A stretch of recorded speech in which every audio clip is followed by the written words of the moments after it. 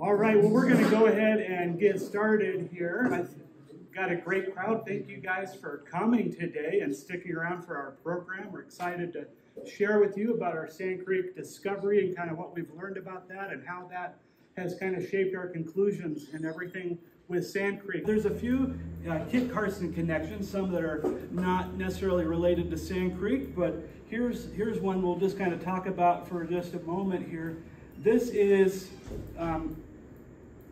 is all, you know, the Bone Ranch here, Bone Meadow Ranch, or also part of the Lost Sand Creek site. And Dad and Mom found a lot of Sand Creek artifacts in here. And there's a place called Three Forks that's really important. But in 1871, there was a group of German immigrants that were coming through from Chicago. And they were making their way to the Wet Mountain Valley by Canyon City, Colorado, to create a German community. Well, they traveled through the Smoky Hill Trail. There's the German route, and then they came down here. They stopped on the ranch. We've actually found artifacts that match what would be part of their campsite, and the German route would have continued on. But what's interesting is that, and I'm going to pull this up on my notes here, is that Oswald, there's an Oswald connection here. It would be the great-great-grandparents of Kelly Oswald, and their names were Frederick and Julia Cole, and they came through with the Germans. And well, later on, Kelly and her husband would settle here. They'd live here just about 3 miles from where the German camp came through. So just a few miles, it was from the German camp.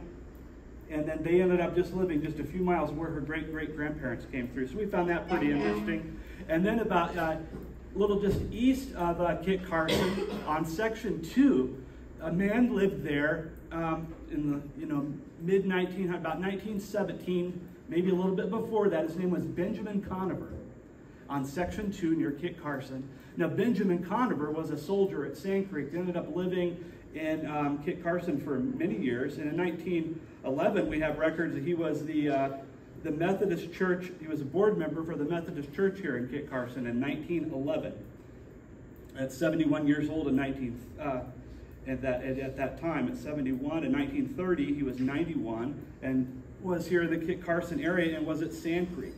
So we're just going to kind of get going with our program and what we've learned about the Lost Sand Creek site. So we've learned a lot, and what we've learned through Sand Creek is there's a lot of books written about Sand Creek. There's a lot of information out there about Sand Creek, but there is a common theme and a common almost issue that we see across the board with it all, is most of it, if not all of it, does not come from eyewitness accounts. And there's another missing piece that's never really ever examined or taken into consideration about Sand Creek, and that's physical evidence.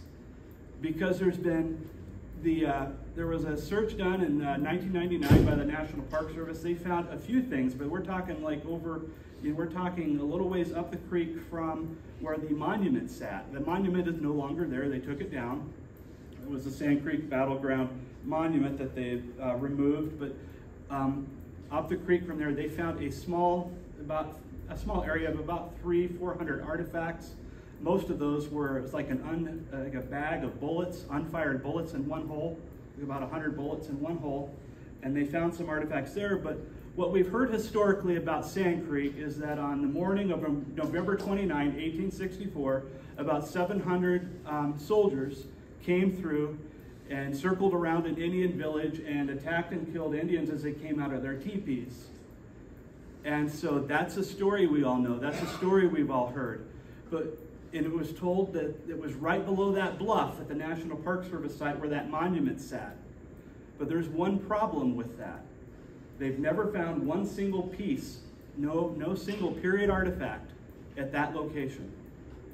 So if that were true, and the soldiers rode around that camp, they were camped below that bluff, it would be littered with bullets, it would be littered with arrowheads, it would be littered with kettle fragments, things that they used to cook with. They used metal to cook with. They used metal silverware, forks and knives. It would have been, they also used coffee grinders in their camps. None of these things were found there. It would have been littered with cannonball shell fragments. No cannonball shell fragments found there. No period artifacts were ever found below that bluff, so that's kind of an issue. And we're going to come back around to that in just a minute. So what we find here, though, this is what is called the Bonsall map. And I'm just going to point out a few things here. We showed you on that map where the Oswalds were, and I showed you where Three Forks was. So this map by Bonsall, Lieutenant Bonsall, came out 4 years after Sand Creek in 1868 to measure the distance of Black Kettle's village, to kind of measure what he could from that site. And so what he did is he measured from a place called Three Forks 6 miles to what he called his camp number 2, his second campsite. So from camp number 2 to Three Forks was 6 miles. So in between here, coming up not even quite 2 miles from here, he has what he called Chivington's Massacre, that we was calling the village site. What he would have been measuring would have been like, there still would have been burned teepee remains. There would have been things that were, tangible things you could see and look at, things that were burned, left behind, that he could measure from and say, okay, this was where the village was. And so it's very important that he used this place called Three Forks as a documentation to document from. Three Forks is very important to the Sand Creek site location. And so I wanted to kind of show you that, but Bonsall map. We're going to come back to that map though. So that map was 4 years after Sand Creek. And what's interesting is this map just kind of is never referenced. We don't find this in like early Sand Creek history or books or anything. It was a military, probably military document, and so it kind of went into archives. And interestingly, this map just kind of reappears in, I believe it was 1993 in the National Archives. The map was made in 1868 and just kind of reappears in 1993, just kind of mysteriously appears. We're not really sure, how that came about, but it did. And so certain things are happening, and over time, people are really unsure the location of Black Kettle's village and where the soldiers attacked and fought with the Indians. So it's kind of becomes unclear.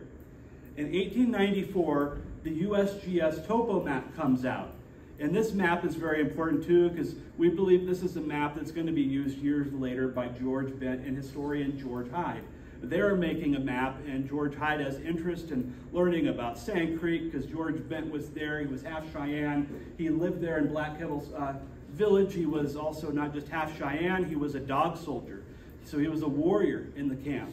And so, but years later, he would write and ask old Indians for information about Sand Creek to help him kind of fill in maps, because George Hyde was always trying to fill out a map for things are at Sand Creek. So we're going to get to that in just a moment. But in 1894, that topo map comes out. But what the thing with that topo map is, it does not document the location of Black Kettle's camp. It's not on that 1894 map. And so a little bit at a time, we're getting further removed from where the location was. And here's a quote. There's something that's really important that Colonel Chivington said about Sand Creek. He said it was at a place known as Big Bend of the Sandy, and said the fight took place on the south branch of the Big Sandy. And so people, over time, they would think, okay, the south branch of the Big Sandy, that must mean that it's the part of the creek, the bend in the creek, furthest to the south. So everybody started thinking, okay, the bend furthest to the south. Well, that's why they started, that's where that bend is, right there at the National Park Service historic site. That's that bend. And so everyone was thinking, okay, it's the bend furthest to the south. So interestingly, that's kind of gets tagged to that because of what he said. So eventually we get to a point where it's really just kind of unknown. In 1908, 4 veteran soldiers came back out here, and they had their desire to go and mark the spot where they fought, hold a reunion. So these 4 soldiers, they actually arrived by train, and they arrived by train here at Kit Carson. And so they came to Kit Carson, they got off the train, and we don't know for sure how far down Sand Creek they went, but the veteran soldiers were Morris Coffin W.H. Dickens, David Hardin, and Lant Williams. And so Coffin, he was from Longmont, and Dickens also from Longmont. Hardin was from Fort Collins, and Williams, known as Lant, at the time he was from Bennington, Kansas.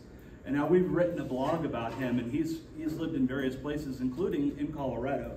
But we have some more information about him on our website. But we don't know for sure how far down Sand Creek they went, but they started at Kit Carson going down the creek. And one place they stopped at was at a place, the writer who wrote a story, this reporter, C.E. Van Loan, went with the 4 soldiers, and he wrote a story for the Denver Post about it, and he referred to a place, this ranch, as the Cray Ranch. Now we've done a lot of research. We can't find a Cray Ranch. We can't find anybody with the name of Cray that homesteaded or had a ranch. So if anybody has any knowledge of anybody named George Cray that had land in about 1908 here in this area, please let us know, because we would love to know about that. We're very interested in this location where they stopped at. And this is from our book. The reporter opened and closed gates all morning, and they eventually came to the open range near Sand Creek. See anything that looks familiar? Paul said. Not yet. Well, this is where it was. That's Charlie's beef corral where they tell me it happened. Right down there, the other side of those trees. The old vet says it was not a bit like it. Paul humped his shoulders against the storm of argument and drove on down the creek. They eventually reached the Cray Ranch. They were destined to become better acquainted. The 2 Cray boys and their cowpunchers rode up. Dick Cray was the prankster. Paul's introductions were simple. Did Mr. Cray know where the battle was fought? Coffin said. Indeed, yes. Most certainly. Right down there on the flat, about a half a mile from here. Found a lot of arrowheads there once, and there's bones up on the bluff the other side of the creek. Human bones. Yes, this is the place, Dick Cray said. So there's a few things here. They were pretty confident because of arrowheads and bones. And a lot of people will think they found places would have been, what they think would have been where soldiers fought at Sand Creek because of arrowheads they found, and they were stone arrowheads. Stone are actually much older. Stone arrowheads are a lot older. By 1860s, they were actually using metal arrowheads, and we actually have some that Dad found out at Sand Creek, and they're in our case back there on the table. So be sure to take a look at those on your way out when you get a book after the program. So they were convinced because of those arrowheads and some bones. So what did they learn about those bones? Well, I'm gonna let that hang. I'm gonna let that hang. It's in our book, and I'll let you read about that in our book. And what did they learn about the Cray Ranch location? It's also in there, but we're very interested as far as, you know, if this was, they referenced it as the Cray Ranch. Did George Cray own it? Did they lease the ranch? We're not really sure what the circumstances were, but they just called it the Cray Ranch. And I don't know if you've ever are familiar with George Cray or the Cray family, but his grandson Lawrence Cray owned and operated the Cray packing plant in Lamar. And so you may have heard of that before. And so all these veterans went out there, but they all left unsatisfied. Not one of them can come to an agreement on where they fought at Sand Creek. So again, we don't know how far down Sand Creek they went, but they all left unsatisfied, and the Sand Creek battleground was left unmarked. The place they fought was not marked, and they just left unknown. And so this is 1908, so we get even more years down the road, but people keep coming back to that Big South Bend that Colonel Shivington talked about. So they all thought that was the right place. So I'm going to show you. This is what people often refer to as the Bent map, George Bent's map.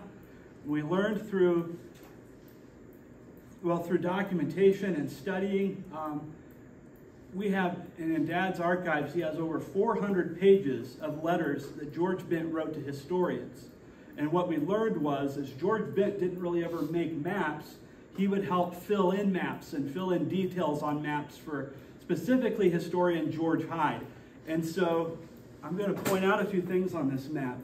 There's fold lines, very visible fold lines on this map. There's black ink, or black pencil and blue pencil, and the black and blue pencil are in two different sets of handwriting. So it's very obvious, two different people wrote on this map. And so what would make the most sense from them talking in their letters, George Bent would say something like, "I have finished the map for you." And so Hyde would mail George Bent maps, and he would, while he was working as an Indian agent in Oklahoma, Bent would ask older Indians in the agency for help, asking them kind of like, you know, do you remember who was camped where? And they would tell him, and he would write it down to the best he could. This was all done years later. We're talking about 30, 40 years after Sand Creek. So you get this information from older Indians, but we can tell there's two different sets of handwriting. So really, we call this the George Hyde map. It's really the map he made.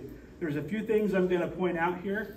This map, really at first glance, you can see this map, this bend looks really similar to the bend you would see on a map at the National Park Service site.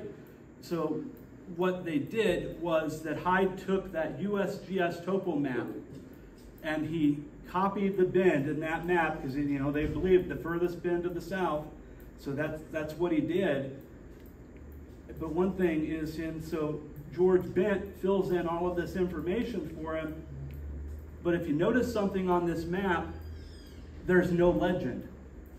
There's no legend on this map, so George Bent has no idea how far this is. He doesn't know if this is 3 miles through here, when in reality, that bend over by the National Park Service site is about only 1/4 of a mile.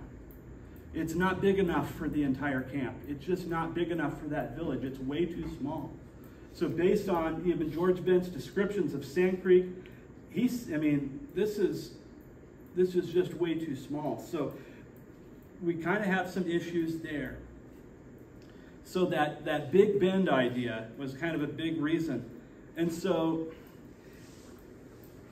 in the early 1990s, in 1993, my mom and dad were contacted by an independent archaeologist. His name was Jim Kopke. And he contacted them and said through his independent research, he believed that the monument at the National Park, it wasn't even the National Park Service site, the monument, it was on private property at that time, owned by Dawson. And he said, you know, due to my research, we believe that is not the right spot. We believe it's further up the creek, possibly on Bowen property. And so this kind of got the ball rolling. I'm thinking, oh my goodness, could this have happened on Bowen land? And so some other, you know, groups get involved. The Colorado Historical Society gets involved. They do some flyover with the helicopter looking for bends, because everyone's stuck on this idea that it's got to fit the bend on this what they call the bent map. So they're stuck on a bend idea. They can't get past this. It has to be this bend in their mind. And so they stopped. There was a bend on the Bowen Ranch they thought could be right. They stopped there, and they didn't find anything there. And so they were just kind of stuck on this. And so we're going to come back to this here in a minute. We're going to come back to that idea on that bent map. But there's a lot of things, and I'm going to back up a little bit, because there's a lot of things that happened leading up to Sand Creek. There was just a lot of conflict, a lot of things happening. You know, you look at 1862, there was the Homestead Act, and this allowed settlers, allowed them to acquire land and move westward and get land. And a lot of this land was part of the Louisiana Purchase. This is all land that was available to be owned. And there's a lot of misunderstanding concerning Sand Creek and the Cheyenne and Arapaho. A lot of people say, when we use the word native just as a blanket statement, almost for any Indian tribe. But according to George Bent, the Cheyenne actually came from Canada. And they came from Canada, it would have been well after the signing of the Declaration of Independence. So we look at the fact that, you know, we have this Homestead Act in 1862, so we have settlers moving west, and this created conflict, and Indians would fight the settlers moving west, and they would kill settlers, young children. They would steal their cattle. They would take captives. They would scalp them. There was a lot of things happening that we aren't told happening in that part of history. And so the settlers moved west. And we've heard of manifest destiny before. That was the belief that they had a divine right to move and expand across America. That was their belief. You know, what my role here with talking about Sand Creek, I'm not ever going to try to tell people how to think, but I'm trying to tell people that we should think. We should use critical thinking when we look at Sand Creek, because there's just a lot of things that are misrepresented and aren't told accurately. A lot of things that are based on emotion and not factual evidence. You know, we get our sources straight from eyewitnesses. You know, a lot of people don't even cite their sources at all, and they don't use firsthand accounts. A lot of people have said it was an unjustified, unprovoked attack. There were a lot of settlers that were brutally killed. I mean, there's the Hungate family that was about southeast of Denver, and it was the father, Nathan Hungate, the wife, and 2 little kids. And one was like 6 months old, and they were cut open and killed, and their bodies were taken and displayed in Denver. And this really riled people up, because this helped get people, you know, aware of what was going on, and people were then wanting to join this 100 days regiment that they called the 3rd Colorado Cavalry. And that was from many requests from Colorado Territorial Governor John Evans. Had made many requests to the government to help fight back. So they made this, because they weren't a state, they were just a territory, so they created this 100-day regiment of people that could fight. And we're told also about these 100 days people, that these men, that these were scoundrels, the worst of the worst. But the ones we've done a deep dive into several of them, and every one that we've looked at, these are people that were well respected in their communities. There's a man named Irving Halbert from the Colorado, old Colorado City area. He was a founding father of Colorado Springs. These people were very well respected in their communities, and there was a lot going on that led to Sand Creek. There was a lot of layers to Sand Creek. There's a lot of things that happened at Sand Creek. You know, we're also very transparent when we talk about Sand Creek. There's an account from Major Anthony. He was at the time the commanding officer at Fort Lyon, and he was out with Shivington and the soldiers at Sand Creek. He was out there. He witnessed a soldier get off his horse, shoot at a little toddler, miss. Another soldier get off his horse. One of them finally shot and killed the little boy as he was running across the prairie. Now, we're transparent. When things like that happen, we're not justifying that at all. But here's the thing. What's happened with Sand Creek is they've taken a little bit of what happened and they've said that's everything that happened. And that's just simply not true. We know this because of physical evidence. Because again, coming back to that story, if the Indians were all camped just below that bluff and the soldiers came around and just surprised them and circled around their camp, their village, and killed them as they came out of their teepee, that place would have been littered with artifacts. But artifacts weren't found there. Artifacts were found starting about 2 miles up the creek from there, going up the creek several miles and in multiple directions. And these soldiers that we've talked about, like Irving Halbert, have wrote about their experience at Sand Creek, and they've talked in depth about that Sand Creek was actually a running battle. That's what they called it. It was a running battle. That they said that there were warriors in the camp, and we fought them. And they said, yeah, they had guns. And one of the soldiers said, yeah, they had guns, and we had better guns. But they were armed with guns and arrows. And that's not ever told. And so that's kind of just part of what's happening. And so that's kind of some things that helped, that led to Sand Creek.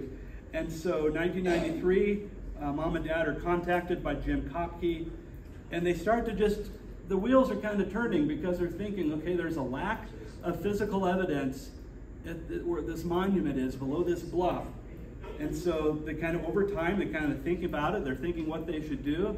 And in 1995, Dad decides, okay, I'm going to get a metal detector, and they decide they're going to form a plan. They're going to decide, and they're going to go search and see what they can find on their own. So they decided they needed to know what sources they could trust. They decided, well, if they're going to learn about, where to hunt, they need clues on where to hunt. So the only way to get clues was from eyewitness accounts. So they would study eyewitness accounts and look for land descriptions. So this is very important right here, is that we don't have a dog in this fight concerning Sand Creek at all. our only rule right now is to tell the truth about what we found through artifacts, but the only connection is that Dad grew up on that part of Sand Creek. That's why that independent archaeologist contacted the Bowen family about his discovery, what he thought it was somewhere else. So Dad, having grown up there, gave him a really great advantage, because he could read an eyewitness account that would give a description of the land where they were riding across. And they were talking about, for example, where one place where the creek banks were 200 yards wide. Well, if you're familiar at all with the Park Service site, the banks aren't anywhere near 200 yards wide. They're not even close to that. But you get onto the Bowen property, and the creek widens out, and you have stretch there where it's 200 yards wide, and they're reading this account saying this fits. I know where this is, and so it's helping them form a plan on where to search. This took a lot of time and research to formulate a plan, and to think, they're finally able to kind of get some ideas of where to go search with his detector. But I got to paint this as clearly as I can. You've got 7 miles of the creek going through the family ranch, and he's going to go search that 7 miles of the creek with a metal detector coil about the size of a dinner plate. Okay, that's an overwhelming thought. 7 miles of Sand Creek, and you've got a metal detector coil the size of a dinner plate. That's going to take a lot of. You got to swing that detector around. You got to learn how to set it, what to listen for, and to think. Over time, Mom and Dad found over 4,000 period artifacts: bullets, arrowheads, cannonball shell fragments, the lead balls that went inside the cannonballs, kettle fragments. They found a plethora of artifacts: knives, spoons, even found the leather sole of a shoe. That's kind of a great find, because that'd be a very hard thing to find. And lots of bullets and some arrowheads, and we've got some of those on display back there. But over time, he started finding lots of stuff. And there's another Kit Carson connection. Sherry and I were at an auction in Kit Carson hunting for antiques when we met Kinley German. I overheard him talking about metal detecting stage stations along the Butterfield Trail, so I joined the conversation. In the spring, he brought his wife Leela Dawn with him when he came to metal detect at the ranch. They looked at artifacts in her home the next day. He had years of experience detecting and gave some pointers on using my detector. He told me he was related to the German family of the German massacre in western Kansas. The mother, father, and their sons were killed by Cheyenne in September 1874. Soldiers found 2 white girls, Adelaide and Julia German, when they returned to destroy the Cheyenne camp. 2 older sisters, Catherine and Sophia, ages 13 and 18, had also been hostages at the camp, but the Cheyennes had taken them during the evacuation. Through research and discovery and all of this with Sand Creek and those veteran soldiers, there's a lot of Kit Carson connections here. And so Kinley helped Dad, gave him some pointers on using a detector, and that kind of helped him find even more stuff. It kind of helped him how to hone in and really kind of hone that craft and know more what to do with this detector. He was very experienced. And so you kind of combine that with the mastery and understanding of the land. It was just a combination for success. And so growing up there, he knew all of that land. It was like his backyard. And I'm not kidding. This all goes back to when I was in high school, and I would come home from school, and they would have a book. Mom would read it out loud, and they would take notes, and she'd be reading a book out loud. Dad would be taking notes, and they'd do this all day. They would study Sand Creek and learn where to go search. There was no luck behind any of this. This came from years of research and searching. And so what we get to, though, is we found so much physical evidence, and this physical evidence helps us create a better understanding of what happened at Sand Creek. Because there's a lot of layers at Sand Creek. We're transparent, like the account from Major Anthony, but there's also the accounts of the soldiers that are verified by artifacts. When they talk about how this went on for several miles, and they find artifacts over several miles. I think that's incredible, what they found. Because currently, the Park Service on their Facebook page for the Sand Creek site, they say that it was 230 Indians killed. Now, that day, 2 different scouting parties went out, and they were the official scouting parties. They each came back with a count of 69. And so there's no information, there's no citation, there's no source on their page, on their Facebook page, where this count of 230 comes from. It's always growing, I've noticed over the years. It's always gone up. And when George Bent was writing about this about 30 years after Sand Creek, his numbers were around the 130 range, and then just over time, now it's grown to over 230, and we don't have any idea where this number came from, because we know that the Park Service was not at Sand Creek, so they did not get their own count. So we don't know where that number comes from. We can only be transparent with the information that that's coming from eyewitnesses. And one of the people we get most of our information from was George Bent, that was a dog soldier in Black Kettle's camp. Some of the things we learned from Bent is one of the narratives we're told about Sand Creek, all the warriors were off hunting. Well, he never talks about any warriors off hunting. He actually talks about warriors in the camp at Sand Creek. He was one of them. His brother was one of them. Little Bear was one of them. He gives Little Bear's account about Sand Creek. Little Bear is actually the one that he went up very early in the morning on the 29th. He went across the creek and up on a high hill to get his horse that morning. He looks to the south. He looks to the south, and he sees way off in the distance. He looks towards the Lodgepole Trail, and miles away in the distance, he sees the soldiers as, quote, a long black line. And so to see cavalry soldiers as a long black line, soldiers on horseback, that's going to be several miles away. So what we're told is that the soldiers circled around the camp. We've seen that picture, that famous picture painting of Sand Creek by Robert Lanou in like 1930s, I think. And it was just from his imagination. He wasn't there. And so that's been used like it was a photograph. It's been used as like substantial evidence to prove Sand Creek. But he wasn't there. It was from his imagination. And Bent says that he talks about warriors in the camp. He says they saw the soldiers from miles away, not up close. He even talks about running to a rifle pit that was 2.5 miles above the village. Now, he did get to this rifle pit, but we kind of do wonder, when he's talking about running, we think he was probably on horse. Because I don't think that, even with a head start, to get 2.5 miles above the village to the rifle pits, because we don't know where he was in the village, even then, they're going to start closing in. I mean, maybe they did that on foot, but I think Cobb could have been on horseback.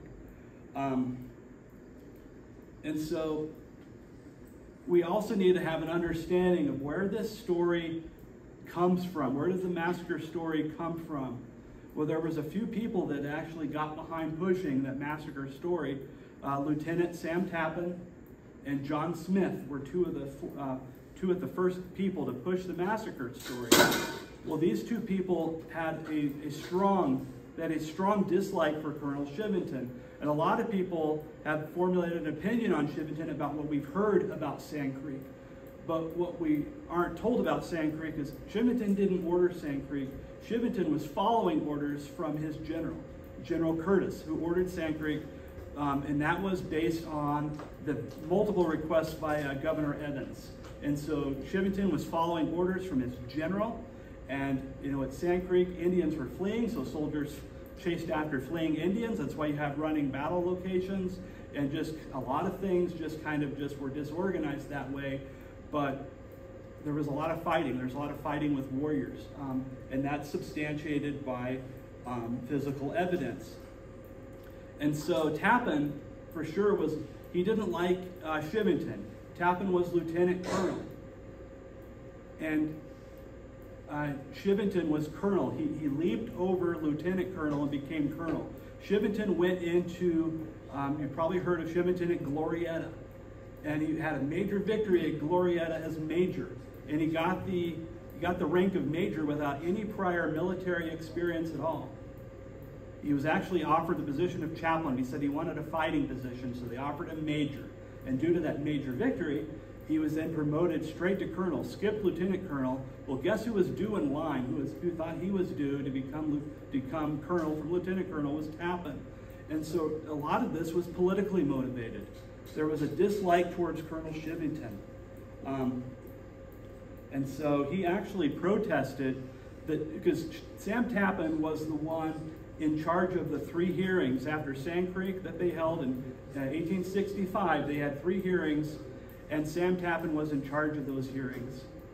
And so Shivington protested that, saying that there was a conflict of interest, that he should not have anything to do with those hearings. And this is what Tappan said: "Even if true, I would not consider it influencing me." Now, why would he say that? Why wouldn't he just say it's not true? That's what I would do if somebody said, no, Mike shouldn't be doing this. Here's a conflict of interest. He does not like me. I would just say, no, that's not true. I wouldn't say even if true. I would just say it's not true. I think most of us would do that. And so I'm going to come back to this Big Bend idea quickly. My mom and dad were eating out at a restaurant, and as they did, they were talking Sand Creek, and my dad was jotting things on his napkin, the Big Bend, and he started emphasizing it different ways. The Big Bend, the Big Bend, the Big Bend. And he was saying it out loud and just kind of scratching things on his napkin, and finally got this epiphany, and it came to him that this idea, this Big Bend, wasn't a specific bend. The Big Bend was a region. Shivington was referring to the region, the Big Bend region of Sand Creek. And so knowing this, this kind of, takes it down. It could be anywhere between basically Kit Carson, where Sand Creek comes down and then goes and drops down, and then curves and goes down again. We can see then it could be, that kind of helped narrow things down where to search, narrowing down that, yeah, it likely could have been on the Bowen Family Ranch, because anywhere between Kit Carson and what became the National Park Service. And so at this time, we usually have our friend Joe usually comes with us to programs. He was not able to come today. He had a prior engagement. He wasn't able to come. So we do have a video from Joe. So we'll let you listen to Joe share. Joe has gone out metal detecting for many years. Hello, my name is Joe Harbert. Sorry I cannot be with you guys today. Some other things came up, family things, I gotta do that. But anyway, Chuck and I have been metal detecting, my understanding, I haven't been counting, for 20 plus years. And it's always exciting and fun going out and seeing what we can find. And I want to talk just quickly about a few things, and they're fascinating to me. I hope they are to you. The first thing I remember finding, and this thing was about 6, 7, 8 inches deep. It had just been a big rain, and our metal detectors work a little bit better because the ground is more accessible to the rays going down. But anyway, my metal detector went off, and I'm digging and digging, and I find this, and this went on the back of, I'm assuming, a cavalry man. And I thought, gosh, what happened? What's the story here? Was he running from someone? Was he running to someone? Did he feel like his life was threatened? I know this spur had to have been equipment to guide the horse, and I always go back as soon as I find something. Gosh, what's going on? What's the story here? I wish I know, but this was the first thing I found, and I still think about this. What's the story? And it was just out in the middle of nowhere, as Sand Creek is, and the story still goes on in my mind. I wish I knew the story for this, but somebody lost it. Somebody wished they hadn't have. And, but this is the first thing I found, and Chuck told me what it was right off. I'm not much into horses and cows, but he told me what this was, and I thought, oh my gosh. But this spur was my first thing that I thought was really cool that I found. The next thing, Chuck and I are out, and it's a hot day, and to that point, Chuck went one direction, I went another direction, and we eventually met on a little cow trail, and it was about that wide. Cows walk on their little highway about that wide, and we put our metal detectors down, and we're talking to each other. Chuck's metal detector goes off. Bing, I'm ready to dig it up. So I dig right there on the cow trail, and lo and behold, I'm digging, and this thing fits on a dime, on a nickel. I know you can't see it too well, but this is a little star. And I thought, it's a metal star. What on earth? Well, for 20 plus years, Chuck has told me what every single thing we dig up, he knows what it is. It's astounding to me to this day, he still knows what stuff is. This is a metal star. Way back when, if you had the hankering to chew some tobacco, it came in cubes. A little cube like this, it was wrapped up, and this was on the outside, and the tobacco was called star tobacco. Someone was out there chawing on tobacco, and in my world today, I see guys, and they have their Red Man or whatever they chew in a little round can, and it's in the back of their pocket. You can always tell that they chew tobacco. Back then, it was a cube, and I would assume they tear it apart and choss them off, and yeah. But star tobacco was really cool to me, and I just, you know, once again, we're out in the middle of nowhere, and you find something like this. Early on in our days,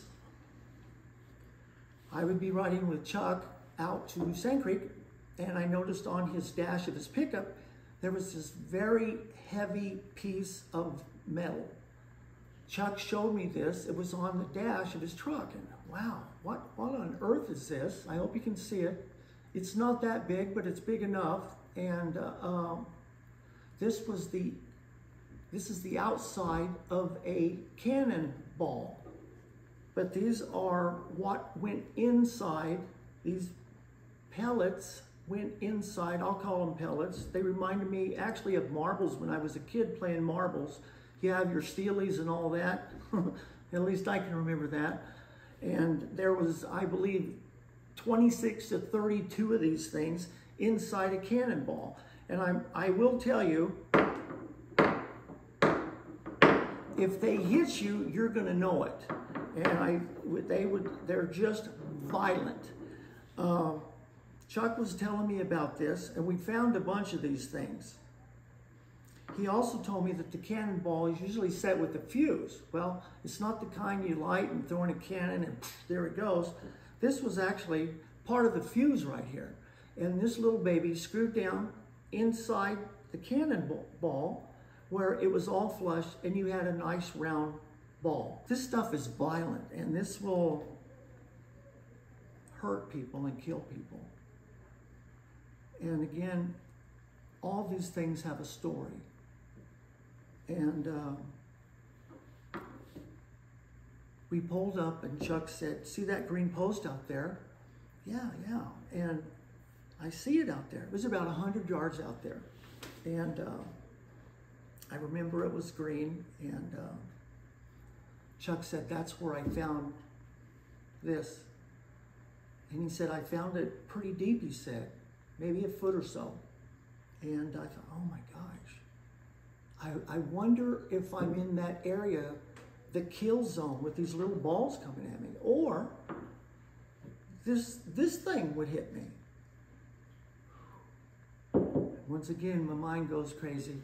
Well, when Chuck and I use our metal detectors and we scan a certain area. We put a flag down where we start, and we're usually side by side, and we just sweep all the way down.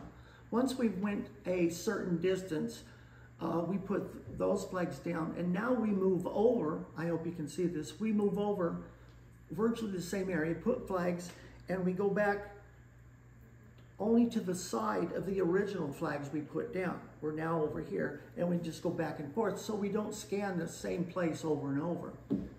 So we did that, and my metal detector goes off. I dig and dig. Oh, for once in my life, I'm so happy I know what I found. I don't have to call Chuck, I know what I found.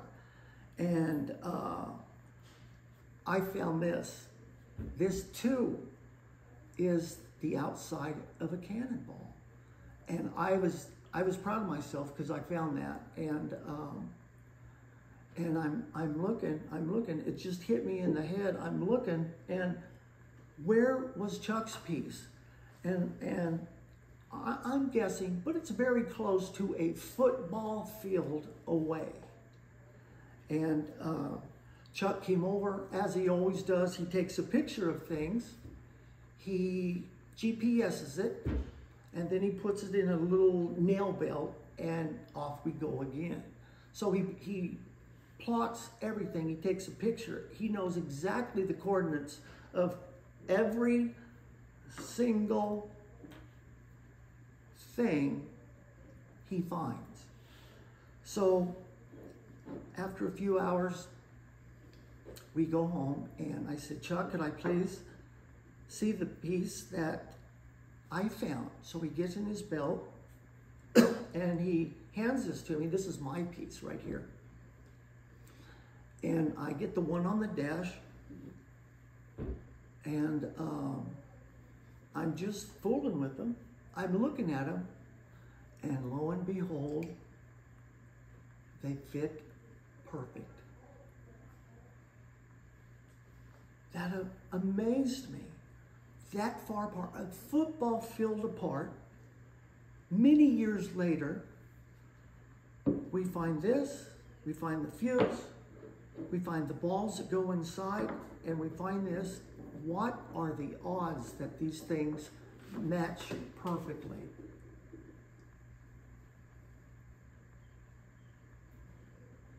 I was amazed. That's my brief time. I hope you enjoyed this a little bit. Sorry I couldn't make it. Check out the book. This is a plug for me. Forget Chuck for a minute. This is me. Chapter 10, great reading. Thank you. Have a great day. You're going to want to make sure when you get our book, read chapter 10 and read his snake story. You're going to want to make sure you definitely read his snake story. Joe is a character, and he is a lot of fun to go metal detect with. He keeps things lively the whole time, and he gets really excited when he finds things like a bullet. He gets really excited. He's a lot of fun to go out there with. So make sure you read that. So back to kind of just talking about Sand Creek. He was talking about some of the artifacts they found. Here's an expression we've heard a lot these last several years, whether it's someone's talking about a virus or a vaccine or whatever else, we're told to what? Trust the science. How many times have we been told to trust the science in the last few years? What's interesting is when it comes to Sand Creek, we're never told to trust the science. We're told to trust the oral history, the emotional account, the story that's been told for 160 years that's not verified by physical evidence. And we're transparent with things that happened at Sand Creek, but we also have to talk about the battle, the significant battle that took place at Sand Creek. There were over 70 soldier casualties at Sand Creek, including the first killed. The first killed at Sand Creek was a soldier. Am I supposed to believe that was a little kid, elderly? Because I'm supposed to believe it was just the defenseless women, children, and elderly. But the first killed at Sand Creek was a soldier, and over 70 soldier casualties, including Robert McFarland, who was killed in a hand-to-hand combat with a warrior. But when we're told to trust the science, it generally means the science is not trustworthy. When we're told to not trust the science, it generally means the science is trustworthy. And so we have the physical evidence. All of our conclusions are based on physical evidence. It's based on the artifacts. The artifacts do not lie. We're often told that there's two sides to a story. Well, there's also, with Sand Creek, there are the artifacts, and they cannot lie. We kind of look at ourselves kind of like a good legal team, just we're following the evidence. That's all we're doing is following the evidence. So I want to show you this briefly. This is coming back to that Bonsall map where we see Three Forks is camp number 2. So on this map, Three Forks is right here. And you go down 6 miles, and that's where camp number 2 would be. And then all along in here, this is Bowen property, and there's a stretch in here, and yeah, there's where several thousand artifacts were found on the Bowen family ranch that my mom and dad found. And you're not really, if you go to the National Park Service site and hear their presentation, you won't hear about their discovery. You won't hear about what they found. Here's where the monument was. And there's stuff found all the way up in here. But right in here, below this bluff, in this area, should have been littered with all the artifacts that were found here. But all of the artifacts that were found in here tells us more about what we are to know about Sand Creek, how far things went, how the running battles went for several miles in different directions. In fact, here in Cheyenne County on the Bowen Meadow Ranch, Dad has found a place that fits the description that George Bent gives for a rifle pit. He said they ran 2.5 miles to the rifle pits. Well, he found digging tools at a place that is perfect for rifle pit, because what's important to understand is that the Indians didn't like to fight in the fall or winter. They liked to fight in the spring and summer. And so they would create places and they could lure soldiers in to fight them. And we found a location that Bent talked about rifle pits. And now some people are saying they made those rifle pits that day. I think that's hard to believe that people ran 2.5 miles and dug pits that day. I think they dug into pits possibly that they had already made. He talked about a pit that 19 people got into. That's a big pit. And so it's just important to understand kind of what's going on with all of this. It's kind of like that bluff kind of serves as like a backdrop for a great dramatic movie. But in real life, things don't play out that way. Things don't play out like a movie in real life. And so I kind of would say this: no battle artifacts, no battlefield. No village artifacts, no village site. The artifacts do not lie. They point to where things actually happen. And thing is, history is muddy. History isn't just always a black and white thing. History is muddy. I would ask this question: if there was a trial or a hearing going on, and there were 2 sets of evidence. There was physical evidence and hearsay evidence. What would be the strongest, hearsay or physical? Obviously physical. Hearsay evidence is actually very difficult to actually have admitted into court. It's very difficult to get admitted, to have hearsay evidence in court, because it's so hard to verify. That's the same thing with oral history. It's very hard to verify because it's a story that's been told for 160 years. Think of the telephone game. We've all probably played that game maybe as a kid, where someone starts a line and they pass it down all the way until the end of the line. And by the time it gets from the beginning to the end, it's hardly recognizable. That's the same thing with oral history. It's never written down. And so again, we're kind of in a place too where really history, we're in a time in our country especially where history is being erased and seeking truth is being canceled. I'm not about that at all. I'm about seeking truth. I'm about knowing what's true and letting the chips fall where they may. Because we don't have a dog in this fight, but we do have physical evidence, and I feel like there's a responsibility on my part to share that physical evidence. And one of the things I'm going to end with is an excerpt from our book. Butch has been in movies and TV shows. He was in Conager. He was in, you've probably all heard of Michael J. Fox in Back to the Future.